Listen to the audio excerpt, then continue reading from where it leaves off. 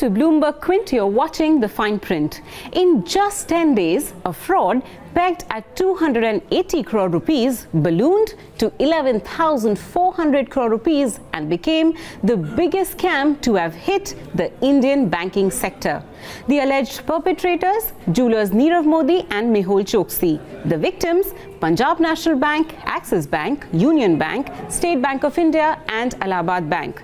The perpetrators allegedly used wrongfully issued letters of undertaking by PNB to avail credit facilities from the other four banks. Besides these staggering amounts, the case raises several important questions. How could this alleged fraud have survived unnoticed for the last 7 years? How did this escape the auditor's attention? And who's going to foot the bill for this fraud? Vishwanath Nair pieces together the modus operandi and puts these questions to experts. On the 5th of February, Punjab National Bank informed the stock exchanges that it had detected unauthorized and fraudulent transactions worth 281 crore rupees at one of its Mumbai branches. The bank reported this incident to the Central Bureau of Investigation and conducted an internal investigation as well. In just 10 days, PNB figured the magnitude of the fraud is much bigger, 11,400 crore to be precise. The bank said that 2 of its employees had issued unauthorized and fraudulent LOUs or letters of undertaking to 6 companies, 3 owned by designer jeweler Nirav Modi and 3 promoted by Mehul Choksi. Based on these LOUs, these 6 companies availed credit facilities from overseas branches of Axis Bank, Union Bank and Allahabad Bank. Before we go any further, let's try and understand what exactly is a letter of undertaking and how does this work. Essentially, the broad contours of this transaction are that a customer, typically an importer, would get a letter of undertaking from his local bank, which would be passed on to a foreign bank, and then this transaction would lead to some form of buyer's credit given out to this customer. A letter of undertaking, as we understand it, and as bankers have told us, is essentially a promise made by the local bank to the foreign bank saying that if there is some form of default, your payment would be made good by us. So let's try and understand, graphically how this works. The customer goes to Bank A, which is, say, a local bank, and asks for a letter of undertaking, which is issued to Bank B, which is either a foreign bank or the foreign branch of an Indian bank. Once Bank B receives this LOU, it verifies it and gives out credit. This is given as a payment to the supplier who would supply raw materials to the importer. Typically, the importer would receive this money, would receive his products, he would complete all of his products and then sell it abroad to repay the foreign bank who has given out the credit. This is how the system typically works. The customer in this case has had a long-standing relationship with the domestic bank. He has pre-approved sanctions. He also has a 100% cash margin backing this transaction, so that when Bank A, which is the local bank, pays out the money, it has some form of security with it. Now let's try and understand, how this would have worked in PNB's case, because there was some sort of differences in the way this sort of played out. So the customer in this case, who is Nirav Modi and 3 of his companies, as well as Mehul Choksi's 3 companies, they essentially approached a PNB officer. So it's important because this officer is the one who has, played sort of folly in this whole game. The PNB officer then issues a fraudulent LOU. It's called fraudulent because the bank doesn't know that an LOU has gone out. So Punjab National Bank essentially has given out some kind of credit without knowing that it exists. This fraudulent LOU is sent to the foreign bank or an overseas branch. How this is transported is through a SWIFT message, which is essentially a messaging system that works between banks. The SWIFT message with the fraudulent LOU moves to the foreign bank. The foreign bank accepts it as a contract, gives out credit, and then, Nirav Modi and his companies, they receive all the raw materials they need. The fraud here is that the bank did not follow, or the bank officer did not follow due process while issuing the LOU. And that is where the whole system is questioning PNB's corporate governance standards. Looking at it from a bigger picture point of view, you're talking about a PSU bank, which is one of the larger ones in India with branches everywhere. You're talking about people, there's good technology that has come into play from the government. There's all sorts of systems in play. Obviously, you need people who are trained and able to manage those systems, given the complexity of how the world works today. So in a situation like this, irrespective of the systems and the warm and the cold machines being there, you still have the warm bodies. So what happens with the warm bodies is that they need to be appropriately trained, and they also obviously need to be maintaining a higher level of corporate governance and ethics and integrity. And clearly there is a lapse here. Now it doesn't mean it's only the people who are the interface. It also includes the people around who are involved in the system, right from the internal reporting systems to the local management to the corporate controls and the audit teams that would have been looking at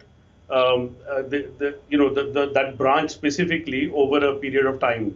So I would assume that the issue is more of a collusion thing. So the answer to your question, the short answer would be there's definitely a situation of collusion which has been there for a while, which has led to the numbers becoming so huge that they now are more of the bank's problem as opposed to the company's problem. When you talk about how they are not aware, I see there's a three systemic failure on three fronts. I can say it is a 3C. Number one is a casual approach. Either it is from the top level or a bottom level. Either it is the branch side or even I take it is a top management of the board of directors. Number two, the basic part is the control failure. Control failure means when there is a robust risk management system is there, when we are introducing the part of Basel 3, 4 or whatever it may be, but the small things we are not able to do it, then we call it as a control failure. Number three, the CBS part. The Punjab National Bank or many of the banks since last 10 to 15 years under the core banking solutions, till date they are not able to connect with the part of the SWIFT. That's amazing.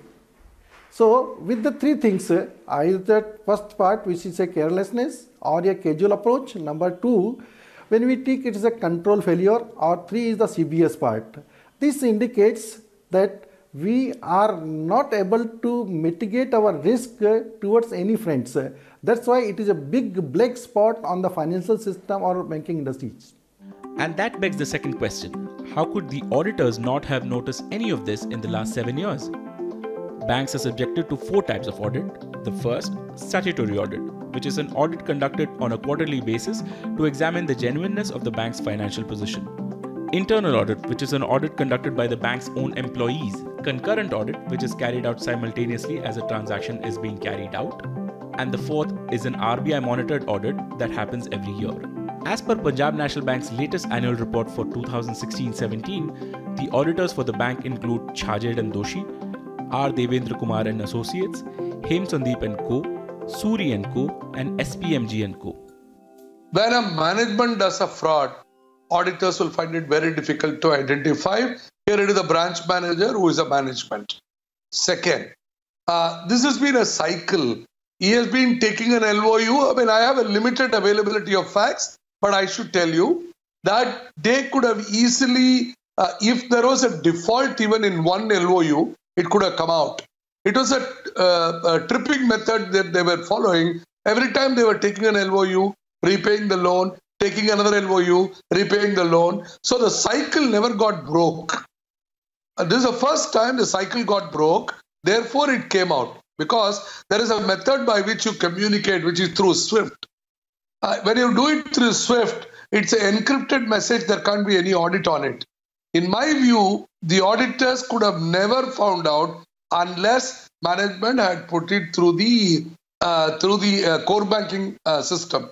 When you don't put it through a core banking, it's almost impossible for the auditors to find out. The final question that this case raises is who is liable to pay for this 11,000 crore rupees fraud?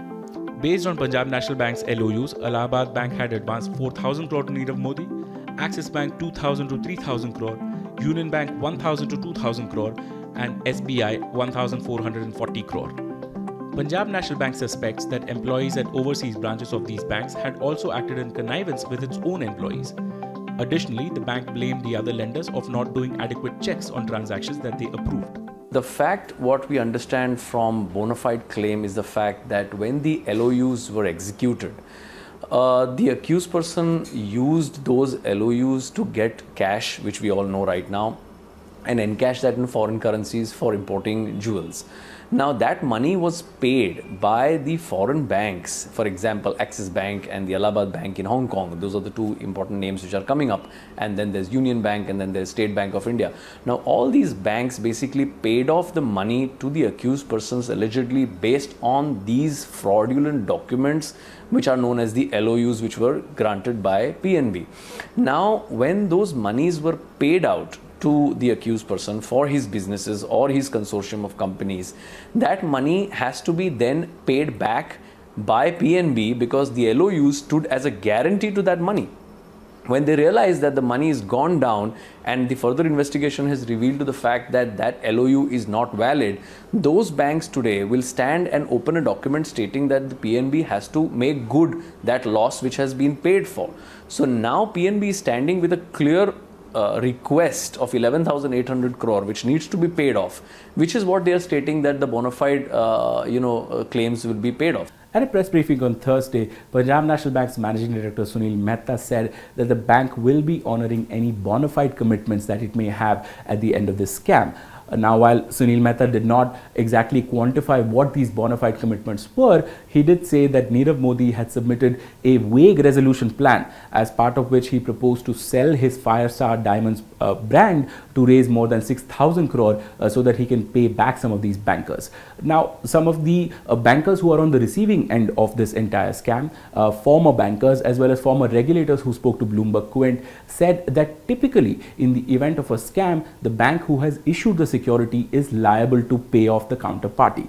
So that would put the 11,000 crore liability straight into PNB's accounts. With the Enforcement Directorate and CBI investigations underway, it will be some time before any of these liabilities get settled. But what's even more worrying is if this is an isolated incident or there are more such fraudulent LOUs floating around in the banking system.